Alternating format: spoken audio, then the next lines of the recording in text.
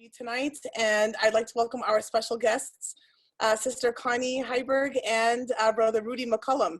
His nickname is Brother Lut. So inshallah, we can, oh, there you are. Assalamu alaikum, Sister Connie, how are you? I'm good. Assalamu alaikum. Walaikum assalam. So lovely to see you. Thank you for coming on this weekend. We're really excited to hear from you, inshallah. Wonderful. And we have Brother Rudy. I know you're there. There we are. Assalamu alaikum. How are you? Okay, he needs to, there we go. There we go. Alhamdulillah. Assalamu alaikum. I'm feeling great. You know, words can't express how I feel, especially being in these unprecedented times. You know, it's just beautiful to see, you know, this community keep thriving, you know. So words can't explain, I really can't. Oh, alhamdulillah, alhamdulillah. I'm really happy that you're here tonight. And I want to start off by just introducing this session. You know, so this is part of our series, Journeys Through Faith. And last week, we talked about emotional mental health. And we had our guests, and this week, inshallah, we are talking about personal pathways to Islam. And I think it's always special, subhanAllah, you know, whether somebody was born into Islam or somebody reverted, you know, went back to their fitrah, it's always inspiring, I think, when we hear what clicked in people's hearts. Those stories of inspiration, inshallah, can be a source of inspiration for all of us, really, because I think our iman, it grows and sometimes it sinks, and it's this special month where we get to hear some of these inspirational stories from our beloved guests that will hopefully you know, ignite some of us, you know, spark some of the flames in our hearts, inshallah. And so what I wanted to do first, Sister Connie, can you just introduce yourself? I think this is also a great opportunity. One more thing that I did want to say, I know we have some other beautiful reverts in our community, and this is something that we would love to continue, you know, either during these online times and in in-person times, just to kind of highlight and welcome all of those new to the community in general, inshallah. So just wanted to give a quick shout out about that. Sister Connie, can you introduce yourself? We'd love just to kind of know a little bit more about you before we get into some of the details, inshallah. Whatever you feel comfortable sharing. Well, Connie Heiberg, former econ teacher over at El Camino Braille High School. And actually it was ISWV where I had my reversion. So this is very special. It's very special for me to be able to see you all, especially at Ramadan. And I don't know what else to say about me. That's wonderful. Well, econ, that's super cool. I'm sure we have some students and former students and current students that love econ. So that's super cool, mashallah. Brother Rudy, please tell us a little bit about yourself. Yes, assalamu alaikum. Well, I'm originally from California, Compton, and I moved to the Valley at the age of 9. And basically, I've had a pretty exciting life, very interesting life. For work, I worked in the movie business for quite some time, and then in the midst of that, I went overseas to Japan. You know, I went my wife prior to that, and she's Japanese, and we moved to Japan, and we lived there for about 7.5 years, and then we moved back to America, and so it's been a real good journey. Some of the things that I do, you know, graphic design, architecture, technology, I'm all over the place. Oh, mashallah. Wow, nice. Very nice. Alhamdulillah. Super cool. Alhamdulillah. So you were in Japan. That's amazing. How did you like it there? I loved it. Japanese people are very humble people, and it was just a thought of mine, and it always been a thought of mine, to help bring them into the fold of Islam, you know, because the cultures are so similar. And with the Japanese, they have manners that they adhere to, and they have their own personal cultural tawheed where they have an identity where they work together. It's like it's unbelievable. I can go on for days about it. Oh, wow, nice. Yeah. Wonderful, mashallah. That's super cool. Sister Connie, so that's so exciting. You mentioned that it was at ISWV and in the month of Ramadan. That's so cool. But first, before we get into that, if you feel comfortable sharing, I'd be curious, prior to your pathway to Islam and your reversion, what was your relationship, your understanding of God, of religion? If that would be really interesting to know. Yeah, so, being born and raised here in the United States, you tend to have a passing familiarity with Christianity, if nothing else, twice a year, which I've actually come to learn that there's a lot of Muslims that are twice a year Muslims. But I was one of those brought up in a twice a year family where Christmas was a commercial day, and Easter was about candy and baskets. So I had a strong, I've always believed, but I didn't know what I believed. And I really, by the time I came in, it was the summer of 2014. Something had happened that summer. If you remember the horrible, what was going on in Gaza that year.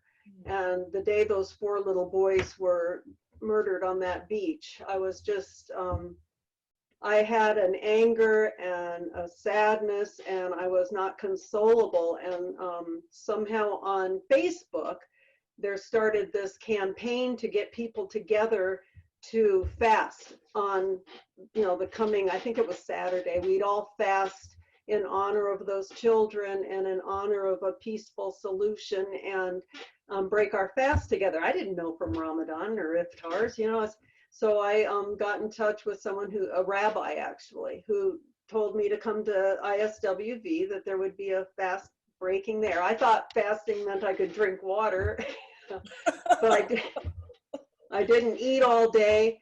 And I got there, and a couple of former students of mine, Neelam and Tasneem, were there with Neelam's mom. And I sat at the table with them. I didn't know what to do. I didn't know anything except that when it was time to break that fast, when I heard the adhan, when I first heard that call to prayer, it called me. It just absolutely went through me. And later, after we were going to get ready to eat, Neelam's mom, Atiya, Sister Atiya, and she asked me, she says, the kosher meat is at this table over here. And I said, well, I'm not Jewish. And she says, what are you? And I said, I'm a seeker.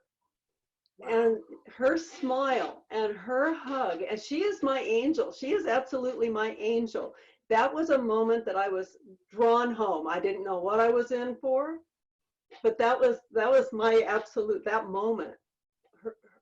Just the way she opened up as soon as I said that I was seeking. So that it just gives me chills even now when I You are giving me chills right now too. SubhanAllah. Exactly. So that was my moment, my moment of clarity. That's so powerful. That's so, SubhanAllah, just a smile and a welcome. Oh, and of course, I mean, and a hug.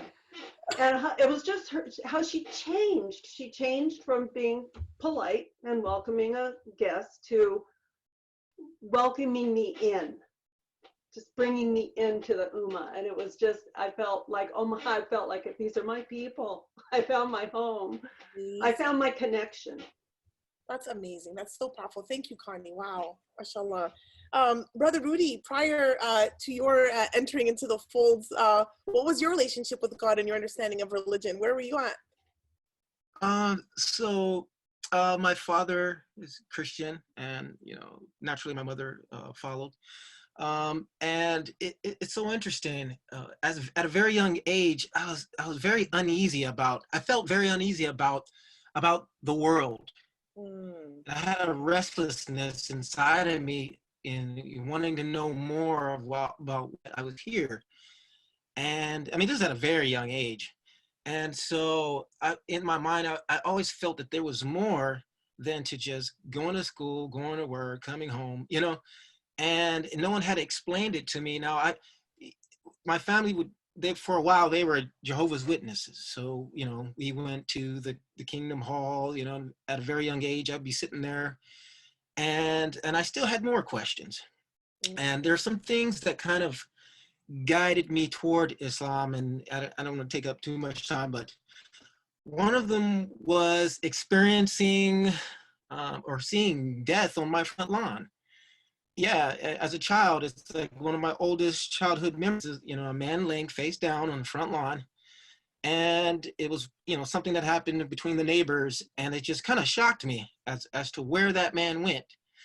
And then when I was in high school, it was a very difficult age for me because I had a friend who also like passed away from cancer. And you know, it just kept coming up because I even skipped ahead because this one pivotal thing that really changed my life. And on my 9th birthday, my grandfather passed away on my 9th birthday. And I was stuck with the feeling of, do I celebrate my birthday or do I mourn? You know, and it was a very good resolve because every year when my birthday comes around, I celebrate the creator, you know, all day, every day. So those were the things that really drove me to think deeply about life, about where are we going from here? And so as far as the pathway to Islam, so then there was the, you know, kind of the Malcolm X, you know, era where in the 90s, you know, he had a resurgence of popularity. And, you know, I seen the movie and I saw him come full circle. And then in high school, a friend of mine gave me the Quran. And I was like, I got my hand on the book. And my friend said, just, you know, read one page a night. And so for many years, I read just one page, sometimes two, sometimes three a night. And then by the time I was 19, I felt I was Muslim. And this is a kind of a trip because I didn't know much about the Prophet Muhammad, peace be upon him. You know, I didn't know, but I've already through the Quran had felt like I am a Muslim. And so I took my Shahada at the Reseda Masjid. I was, Wow. yeah, I was 19 years old. And actually I used to listen to brother Sohail. Wow. Oh, Yeah, wow. his khutbah, like long time ago, 1998, 99. And there's even a brother that's in this community now. His name is Brother Hussein. He was there when I took my Shahada. I ran into him like just recently, like after so many, like a couple decades, basically. And so that was my pathway. Just, you know, taking my time with the Quran, reading it each night, and developing this sense of, what is the word? Connection. Because all my questions were being answered, all my questions about life. And so I took my Shahada, and hey, that's when the trouble started. Because not in the sense that I knew that Shaitan was real after that, because here I am, you know, I just took my Shahada, I'm clean, I'm fresh, and then all these things started coming at me. I started noticing things, and you know, it's so interesting. I had to double down on my religion. I had to double down and uphold like the covenant that I've taken with Allah, you know. And with the society that we live in, some of the things that, you know, that are, yeah, we'll just say, for lack of a better word, racy. They seem normal in our society, but when it comes to Islam, they're just not. So it has been a great journey, and my path to Allah has always been a winding path, but a straight one. Allahu Akbar. You That's know. amazing. Yeah, that's wow. So it looks like there were some really difficult moments in your life, and it raised a question. And through the Quran, it seems like you were able to find the answers to your questions. That's so amazing. Yes. MashaAllah. It is. And then the culture was so different to, you know, the culture that we live in, but so normal and natural to me. You know, with the Adhan, the sister mentioned the Adhan, and that's, you know, that was one of the things that got me every time. If I could just get to the masjid, hear the Adhan, you know, and it kept me coming back. And through the years, establishing prayer, you know, you read in the Quran, establish your prayer. Well, for the longest time, you know, I would only get Maghrib in because that was my favorite time of the day. And then slowly, sure, I started building upon that, you know, and it's just, oh, it's just lovely. I'll keep talking, sorry. No, that's wonderful. That's beautiful. We need to hear this. Alhamdulillah. Wow, mashallah. Sister Connie, wow, that's so cool. Sister Connie, so you mentioned, you know, going to that iftar, and you heard the adhan, and you met Sister Atiya, and she embraced you. You know, what were the next steps for you? What were some of the things that kind of just sealed the deal for you? If you can talk about that. It was strange because I was 60 years old, so I'm in a 33-year marriage at that time, and you know, hi honey, I'm Muslim. But no, in seriousness, I came home, I got a copy of the Quran, but in English. That night, Sister Connie, that night you got a copy of the Quran? No, that night that you probably the next day or day Okay. after. And I read it, and the English translation, I knew something was getting lost, so I got another version. I come to find out that different translators may have different agendas, and the meaning can be a little bit different. And I finally have gotten to where I've been going to Sister Intisar's classes, and she's teaching me to read and speak the Quran. And I'm really working at it very hard. But then there's, you know, some of the translations are, I don't know. I have to look at all of them and kind of come up with a meaning if it's very ambiguous to me. I had a problem, if I can call it a problem, but culturally initially, because, you know, I grew up a feminist hippie here in the 60s in the United States, and it was a culture shock. And I just, you know, as much as I would resist certain things or struggle with things, I always ended up coming back, and it wasn't that big a deal because Sheikh Suhail told me, he told, how do I say it? Hasbanu Allahu wa ni'mal wakil. Allahu Akbar, that's beautiful. That has gotten me through more things that, you know, I thought troubled me. And then it's like, you know, really, how big a problem can it be? And so I just take it. It's like there's so much I need to know, and it's like I'm on the road to find out, you know. And it's like I get worried. I'm getting old now. I'm 67. How am I going to learn all this, you know? And then subhanallah, I'm learning, and I grow in Islam every day.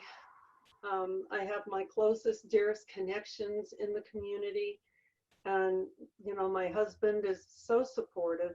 He's just so supportive, and even during the month of Ramadan, you know, because he cooks, and he'll always be asking me, when do you break fast today? When do you you know, and I get out the calendar because I want it at that minute, you know. I'm ready. That's really special, mashallah. That's alhamdulillah. And thank you for sharing, you know, your vulnerability, because I think people forget, Connie, that, you know, all of us are on this journey, and sometimes we do encounter things in the religion, and we're not sure how we feel about it, right? And I appreciate your sharing that, and just saying, you know, just putting our trust back in Allah subhanahu wa ta'ala. You know, if we trust our creator, things that we truly want to understand, we will be able to understand it. And, you know, without any of, you know, the fog that may come with you know, just kind of how people interpret it, or culture, or what have you, that can get in the way. So I appreciate you saying that, and hopefully that can open the doors for other people. And I'll tell you what, I've been subscribing to Suhaib Webb's Swiss program. Good. And learning a lot from, I love him. Oh, I'm so excited fantastic. to hear he's going to speak tomorrow. I had no idea. Oh, alhamdulillah. Yes, the Swiss program is amazing. So that's something wonderful that I encourage you guys to follow suit, as Sister Connie mentioned. That's great. Alhamdulillah. I'm glad you found those resources. Alhamdulillah. Very nice. So Brother Rudy, let's see. So we talked about, you know, you mentioned how you took your Shahada at Reseda Masjid. You froze a bit there. Let's see if you're gonna, can you hear me, Brother Lut?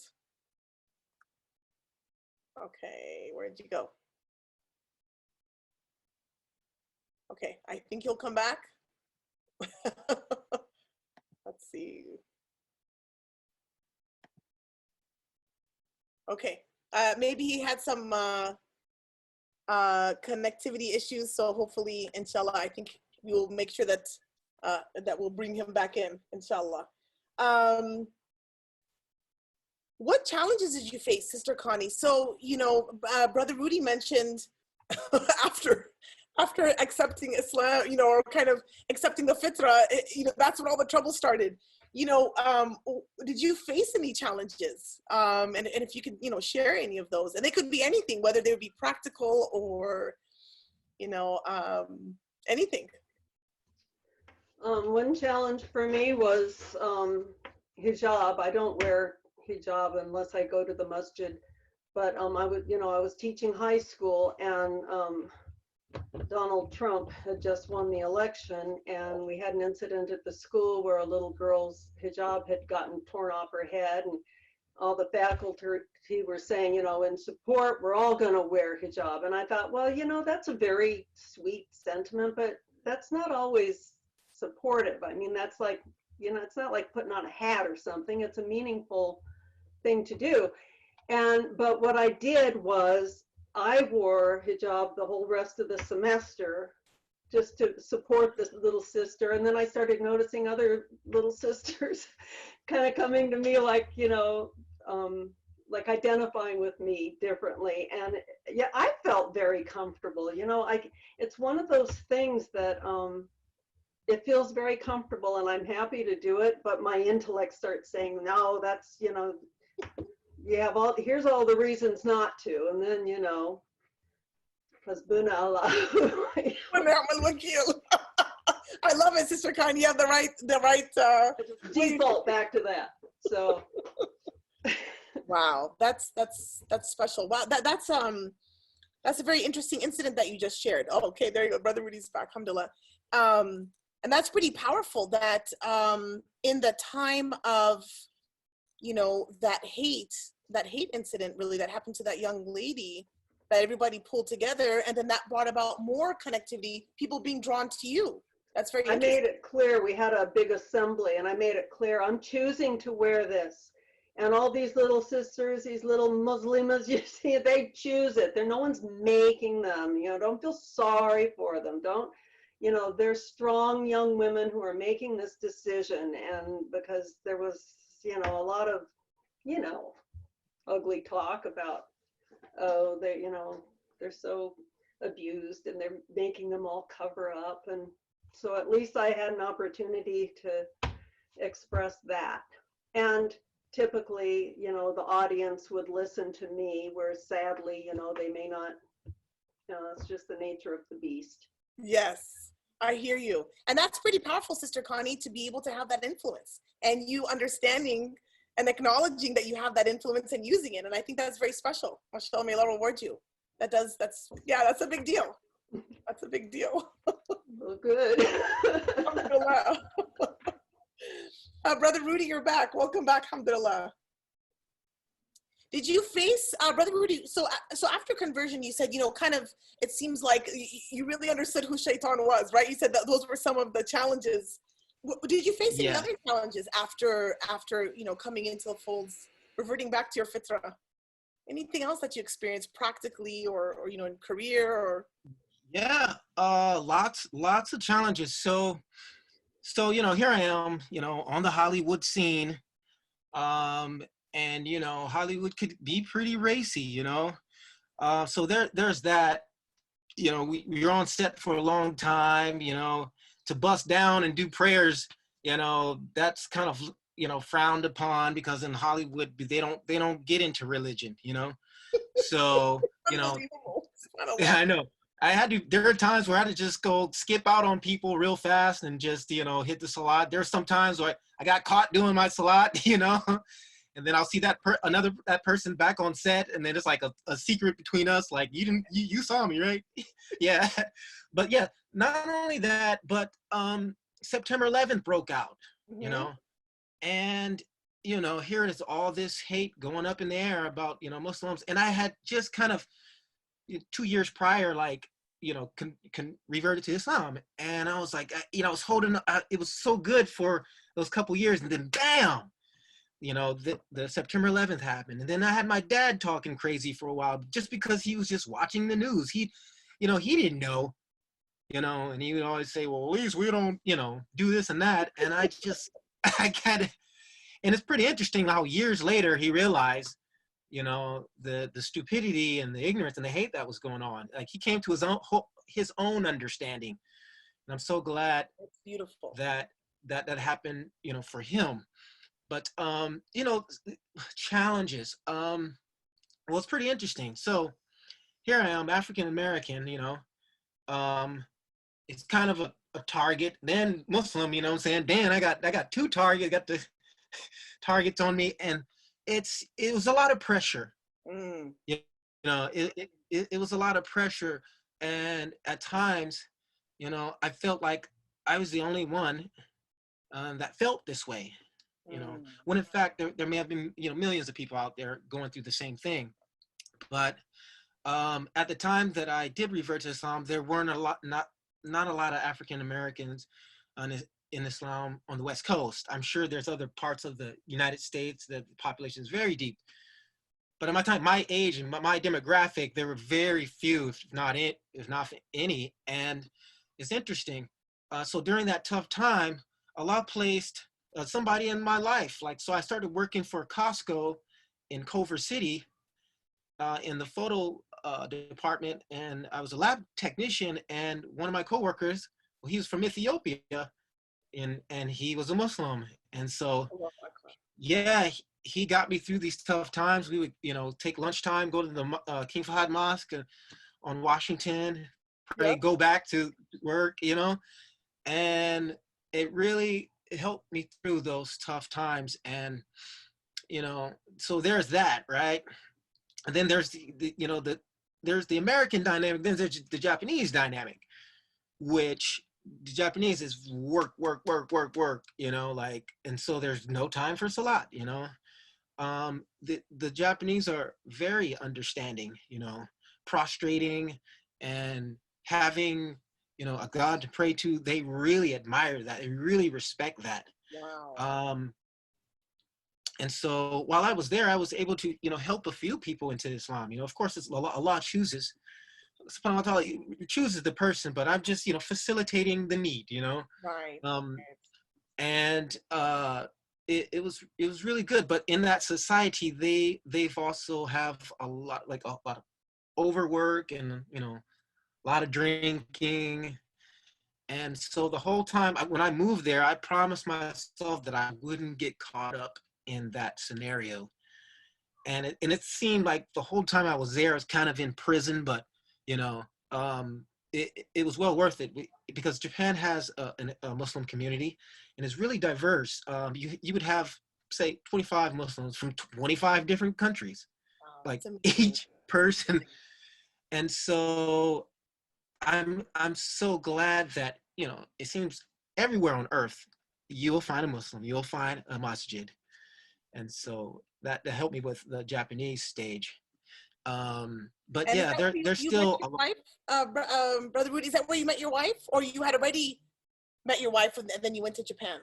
yeah, so interesting thing. So I had met my wife in 1999. Uh, she was going back and forth between, Japan and here, and she was studying dance.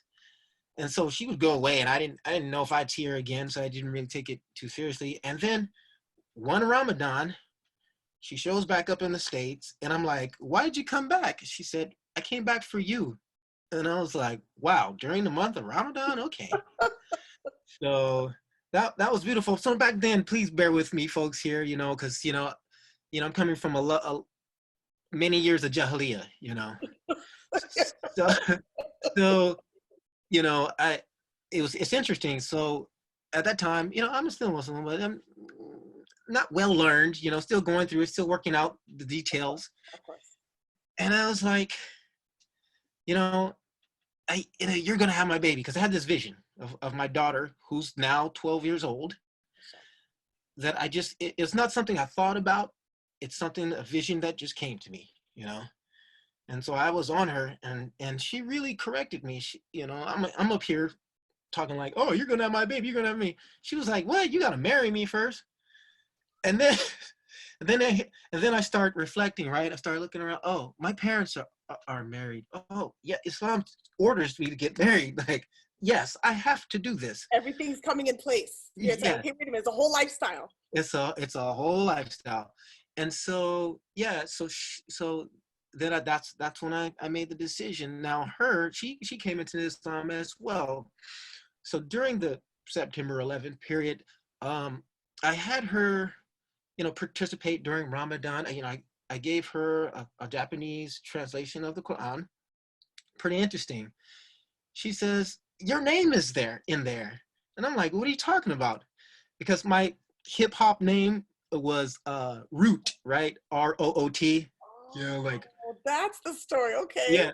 Yeah, so I'm like Root. Yeah, I'm Root One. I'm this big hip hop guy. And then, so the Japanese, they pronounce the R's with an L. So she says, "Look, your name is in here, Lut." And I'm like, "Hey, that's a good name. I like that." And, the Prophet Lut, peace be upon him, his story has always stuck out to me. And it was a shining, beaker of light for me, being in the Hollywood scene, and the things that go on there. And I'm just like, yeah, that'll be my code name. Yeah. So one day when they find out, they find out he's Muslim, and his name is Lutz, they'll probably bust down and shame for the thing. But so yeah, so I had her kind of just observe Islam for a couple of years, and then I asked her the question, are these people terrorists? She said no. Is anything odd or about the culture and what you read in the Quran and what we believe? She said nothing's odd about that. And then she decided to take her Shahada with a friend of mine from junior high. Just out of nowhere, my friend just hopped in the same Shahada that day. Like, it was weird. It was very weird. But it took place. I got a 2-for-1 that day, Allah got a 2-for-1 that day. Sorry about that. Stuff a lot. And that's how it happened. So yeah, I met her here, and then we got married here, and then we decided to move back to Japan, where my children were born. 2 of them were born. MashaAllah. Wow, that's powerful. MashaAllah. Beautiful, beautiful story. Alhamdulillah. That's amazing. Sister Connie, how are you doing? We want you back. Here we go, unmuted. So, last question, Sister Connie. What practice or aspect of Islam is the most, is the most special to you? Salat. My 5 times a day, my prayers are the most important to me. Quran is the most important to me. It's I don't know even how to put it into words. The community and the life is just a wonderful byproduct of Quran and how it changes. And as I read it, it's never the same thing. I read it twice. It's like it keeps evolving with me, and it's I don't know why I should be blessed with this so late in life, or how such a thing could happen for me, but it did. And, you know, I feel like I am responsible to cherish the gift, you know. It's like a plant I have to take very careful care of right now, because what a gift. And I have to, I can't think of the right word, but I have to take care of it. Connie, I have to accept it and be grateful for it and do everything I can to nurture it. that's beautiful. That touched me right now when you said that. And I think you're reminding myself and everybody who's listening that Islam is a gift. And for those of us that are struggling, or those of us that maybe we're just doing it, you know, we love it, but we're just doing it. And hopefully it's a reminder to all of us just to take it as you mentioned it. I think the way that you expressed yourself right now, it just gave me goosebumps, and it's a reminder to all of us, take it seriously. This is something special. It's a blessing. It's a gift. Thank you. Yeah, mashallah. Brother Rudy, what is the most special aspect or practice in Islam to you? You know, there are so many aspects to Islam. You know, I can't even, you know, choose one. You know, honestly, I made this statement in the chat. We as Muslims have the best deal on the planet. It's amazing. You know, we have our daily salat. We have our 5 pillars. That in itself, if you adhere to that, you're winning. You know, and you know, I tell my children all the time, like, you know, each day has value, and Allah carries you through the phases of the day. And you know, my boys, they're gamers, you know, so I'm like, hey man, this is the game of life. Collect your coins. Like, you know, each salat is like those points, and just add them all up. For me as an adult, I tell myself that I got my credit card is with Allah. You know, I got my credit going, and that's, you know, how I view it. So that I love the sujud. You know, when you prostrate and it's like 3-4 seconds, and then it just there's a feeling that just grounds you, and I love that. You know, I love praying together next to each other. Like when we come into the masjid, we're not sitting in chairs, you know, we're lining up next to each other. I love that. I love the khutbah. It's concise. The timing is right. You know, it's just enough time. You don't get bored. You know, you're in there. You get what you need. You're out of there. It's just such a beautiful religion that touched every, you know, a corner of the earth, and it's so natural to us, and you cannot put a color on it or whatever, you know, because it's proved itself for humanity. The history is there, you know, and I think a lot of things get lost without knowing that history, because I like history too, and so I really love Islamic history. You know, people don't know that, you know, the Muslims like ruled Spain for 800 years. You know, I'm taking a class right now for Mexican American history. It's one of the requirements. And it's pretty interesting. Like, the dates are there, but they never say that, you know, the Muslims, you know, ruled in that time, taught them things that they didn't know, you know? And so it's interesting to uncover this rich Islamic history.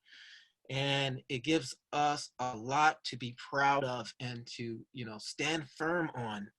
And I guess let me just close this out. I guess what I want to say is that I guess the favorite thing on a spiritual level, like the mercy of Allah, because we're in this dunya and we know we're gonna do, you know, right and wrong, and we have to be comfortable with ourselves, knowing that we're trying our best.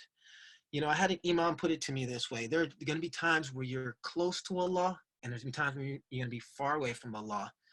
You know, and it's so true. And you know, even, and I'll just say some of the things that have worked for me, and excuse me if I'm taking too much time. Like being in being in the movie industry, you know, being an actor, and, You know, you're at the mercy of somebody's decision. Oh yeah, you're good enough. You're not good enough. Well, we don't need you. It is very, very depressing. Mm. And I suffered a couple of depressions. Mm. And for the fact that I kept to my salat, and I kept to all the tenets, I was able to come out of it, you know. Wow. Whereas some people that don't have the deen, they could just go under. And so that's one of the things that really helped me, and the miracles of Allah, because when I came out of that depression, it literally, Sister Lobna, it felt, I was in traffic on the freeway, and it felt like someone took tweezers and plucked whatever it was out of my heart. It was like a pluck, and I was just happy from that point. I was like, whoa, I'm back on board. So that's beautiful. I love everything, and my fellow Muslims out there, take advantage of this time that we have to, we're coming up into some turbulent times, and we have the best deal. Your children will not be misguided. You will not hold firm to it, because it's pretty evident now. It's like there's no in between now. You know, the way things are going. Hey, that's all I gotta say. I just love Islam. I could talk all day. Thank you guys. Alhamdulillah. No, may Allah reward you. That's so inspirational. Thank you, Brother Rudy. Sister Connie, any final words to close us off with? Any final thoughts that you want to share? I don't. I just, the initial conversion was like emotional and heartfelt. And then I read so much and I studied so much. And the more I read and studied, the emotional connection was always the strong one. It was like I've just built on that. It's, no, I don't have anything else I could say possibly. Thank you so much, though, for welcoming me here and inviting me to tell my story. I love my story, and I don't get to share that often enough, how it all happened for me. My Shahada was witnessed by those two former students. That was so special, too. Oh, that is very special. Did you want to, subhanAllah, so you took it that night? No, I did not take it that night. I did not take my Shahada that night. I had Islam in my heart that night. Okay. And I came home and I had a yoga mat. I was practicing, I was looking at how to pray and memorizing all that, Al-Fatiha and At-Tahiyat and the Ibrahim prayer. And all of a sudden the year was up, and I had read all the book and I had done all the prayers. And then Zubair, he'll remember, a former student of mine from the mosque, and then Zubair met me at Starbucks. And I was asking him, how do I become an official Muslim? And he was talking me through, and he welcomed me into ISWV. And it was, I said my Shahada, though, at the women's mosque. I remember that. I remember that. I was going through my phase, but. That's wonderful. I'm sorry, Sister Connie, that somehow we missed it in that. I apologize. Your story about the actual taking Shahada and actual conversion, I apologize. That's so beautiful. So a year later then, that you started coming into ISWV and making that a regular. Right. And that's where I met Suhaib Webb there. He's come there to speak quite a few times. Yes, yes, that's wonderful. MashaAllah. Well, we're so, there's so many lovely comments for you, Sister Connie and Brother Rudy, everybody. Happy to see you and happy that you're part of the community. I really do appreciate that you opened up, both of you, to share your stories. That's so special. Brother Rudy, how did you find out about ISWV? How did I find out? I really can't recall. But I do know this. Once I came down, to the ISWV, I felt at home, and I had run into people that I would run, that I knew from a long time ago. I really don't know how I found out about it, to be honest with you. Alhamdulillah. Well, that's great, and I'm happy that you feel comfortable, and that you feel comfortable to call it home. That's really wonderful, mashallah. Yes. I wanted to thank you, Brother Rudy, and Sister Connie, both of you, for really opening up for us tonight. I know that's a lot of personal information, but you know, from both of your stories, we all just feel so, subhanAllah, a reminder that truly Islam is a gift. And for me personally, these stories are very inspirational, and it's a great reminder. I hope, I really do want to thank both of you for taking your time tonight and sharing. And I hope that all of you listening, I hope you've benefited, and I hope the next time you see Sister Connie and Brother Rudy, give them a big salam, and please make dua for them for sharing such wonderful information with us. And so inshallah, I'd like to invite Sheikh Salama back so that he can close us off with dua. And we will see you all next week for the same show, inshallah. And of course, tomorrow, with Sheikh Suhaib Webb for our fundraiser, inshallah. Jazakumullah khairan.